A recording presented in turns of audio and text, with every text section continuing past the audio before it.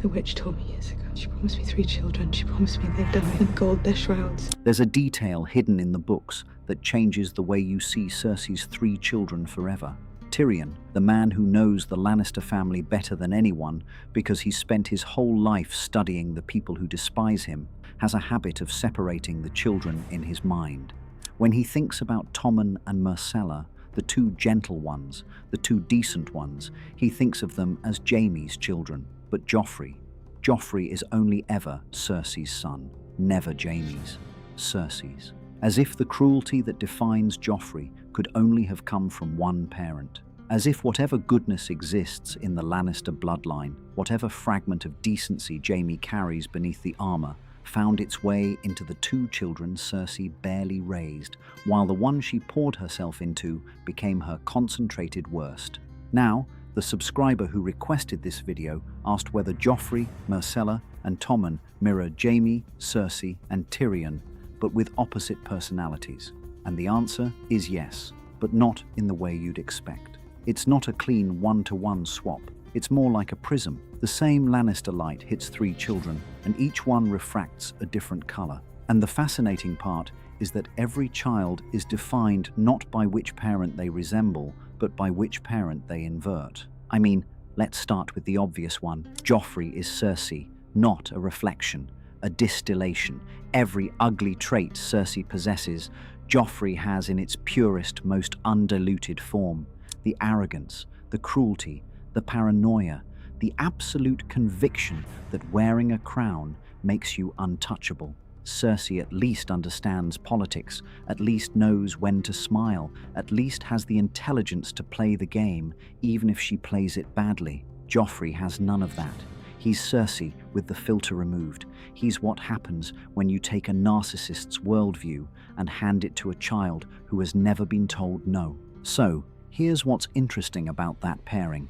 Joffrey is not Jaime's mirror. On the surface, you'd think he should be golden-haired firstborn, obsessed with swords and warfare, desperate to be seen as a warrior king. But Joffrey's martial ambitions are hollow.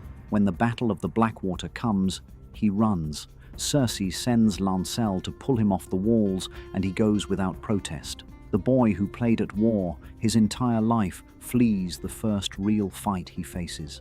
Jaime Lannister would never.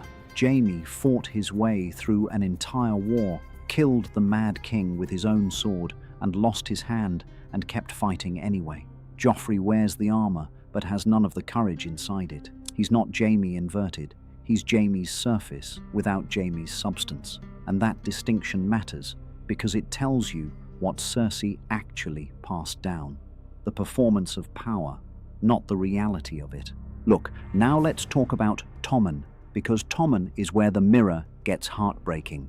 This is a boy who loves his kittens, Sir Pounce, Lady Whiskers, Boots, more than he'll ever love the Iron Throne. He's gentle, he's kind, he's everything a king should be, and nothing a king in Westeros can afford to be. He cries when Myrcella sails for Dawn, and Joffrey mocks him for it. He shows visible discomfort when Joffrey tries to drown Dontos at the name-day feast. He wants to do good, he wants to be fair, and the world of Westeros eats him alive for it. The thing is, Tommen maps onto both Tyrion and Jaime, depending on which trait you follow. His gentleness, his love of reading, his sensitivity, that's Tyrion. The bookish, empathetic Lannister who was dismissed by his family for being soft. Tyrion loved books the way Tommen loves kittens, as a refuge from a world that was built for bigger, crueler people. And Tyrion was genuinely fond of Tommen. He treated him with warmth,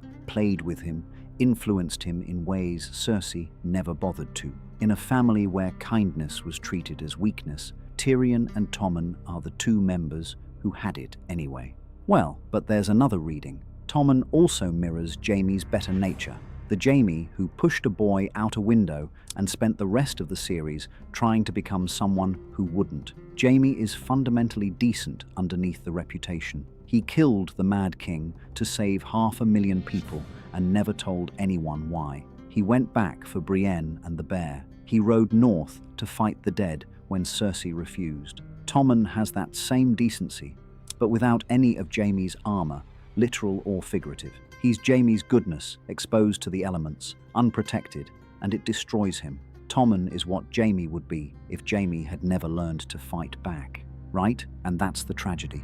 Cersei looks at Tommen's gentleness and sees weakness. She's troubled by how different he is from Joffrey. She wants another lion, and instead she got a lamb. And the cruel irony is that Tommen's kindness, the trait Cersei despises most, is the one thing that could have saved the Lannister dynasty if anyone had let it breathe. A kind king, advised by competent people, could have held the realm together. Instead, Cersei manipulates him, the High Sparrow manipulates him, Marjorie manipulates him, and Tommen, sweet, overwhelmed Tommen, walks to a window and steps off the edge after his mother blows up the Sept of Baelor with everyone he cared about inside it. The gentlest Lannister child, killed by his own mother's cruelty.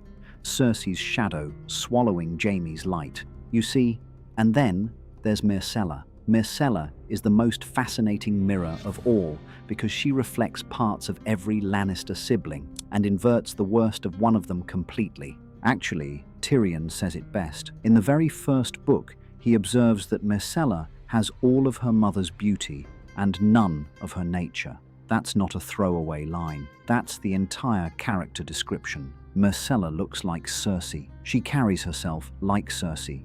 She has the golden hair, the green eyes, the cheekbones, the Lannister poise. And underneath all of it, she's everything Cersei isn't. Diplomatic, curious, adaptable, genuinely kind. When she's sent to Dorne, exiled, essentially, used as a political bargaining chip the way Lannister children always are, she doesn't rage. She doesn't scheme. She doesn't demand her Lannister birthright or treat the Dornish as beneath her. She learns. She adapts to Dornish customs. She spends time with Trystane and wins the affection of the Martells through grace rather than fear. She does in Dorne what Cersei could never do anywhere. She makes people like her by actually being likable. Basically, Myrcella inherited the Lannister mind. The fandom wiki puts it plainly. Just as Tyrion was the only one of Tywin's 3 children to inherit his keen intellect, Myrcella is the only one of Cersei's 3 children to inherit that same intelligence. She has Tyrion's brain in Cersei's body, the combination that would have been the most dangerous Lannister of all if anyone had given her the chance. But she also mirrors Jaime. She loves Tyrion openly, the way Jaime does. She's kind to her uncle regardless of what her mother thinks, the way Jaime has always been. In the show, her last scene is with Jaime on a boat leaving Dorne. I know about you and Mother. I'm glad that you were my father. She tells him she knows the truth, that he's her real father, and she says she's glad. Not ashamed, not horrified, not angry, glad. She hugs him, and then the poison hits, and she bleeds from the nose, and she dies in Jaime's arms. The daughter who accepted her father is killed by the vengeance cycle her family created. Jaime's purest reflection, destroyed by the consequences of Cersei's war with the world. And yet, here's the detail that ties the entire mirror together and makes it more than just a character exercise. Cersei reproduced Tywin's parenting. Exactly, beat for beat. Tywin had 3 children. He doted on Jaime and Cersei, the Golden Twins, and he despised Tyrion, the dwarf. He poured all his attention into the 2 he was proud of and abandoned the one he found shameful. Cersei did the same thing in reverse. She poured all her obsession into Joffrey, the firstborn, the king, the one she saw herself in, and she neglected Tommen and Myrcella almost completely. The 2 children she barely raised turned out kind, smart, and decent. The one she raised with obsessive, suffocating intensity turned out to be the worst king Westeros had ever seen. Again, think about what that means. The same incestuous Lannister blood, the blood Cersei and Jaime share, produced a monster and 2 gentle souls. The genetics didn't change.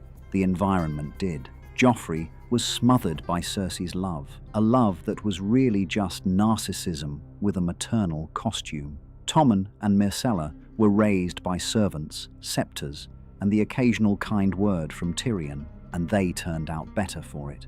The children Cersei neglected are proof that the Lannisters aren't cursed, they're just badly parented. The thing is, all 3 children die because of Cersei. Joffrey dies because his cruelty, learned from his mother, created every conspirator who poisoned him. Myrcella dies as revenge for the Lannisters' crimes, poisoned by Ilaria in Dawn, a casualty of the cycle of vengeance Cersei and Tywin built. And Tommen dies because his mother blew up a building full of people he loved, and he couldn't live in a world she made. 3 children, 3 mirrors, 3 deaths that trace directly back to the woman who bore them. Cersei's love for Joffrey made him a monster.